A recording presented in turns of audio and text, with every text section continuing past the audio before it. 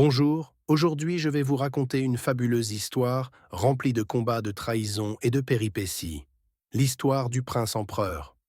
Il était une fois une ville aride qui se nommait Zanir, qui se trouvait sur l'île Shikar ou le royaume de Shikar. Soit ici, cette île avait pour roi un homme fort et robuste. Il avait pour héritier Tariki, un jeune homme modeste et intelligent, et pour héritière Fatouma, une jeune fille fiancée. Le royaume avait pour ennemis les forces païennes et le mouvement de la piraterie. Ils étaient détestés par tout le monde, que ce soit les Sémounais, les Rofassois, les Moralois, les Fayoussais et bien sûr les Chicarois. Peu après, leurs ennemis ont pris le pouvoir sur toutes les îles Roslam. Ils mirent en exil dans le désert de Zafzouf toutes les familles royales, mais malheureusement pour Tariki, il se méfiait de sa famille, donc ils ont pris la décision de les massacrer.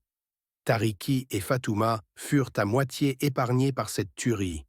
Ils ont eux aussi été exilés avec les autres familles du pouvoir. Après des années à périr de soif et de faim, une tempête de sable surréaliste s'abattait sur les survivants. Ils furent ensevelis par le sable, un marchand d'esclaves les a aperçus, il avait prétendu les amener à sa humble demeure. Ils furent achetés pour intégrer les garnisons pirates. Tariki est devenu influent sur les matelots. Il forma en secret, lui et sa sœur, une armée composée de ces mêmes matelots. La flotte s'est arrêtée dans le port C.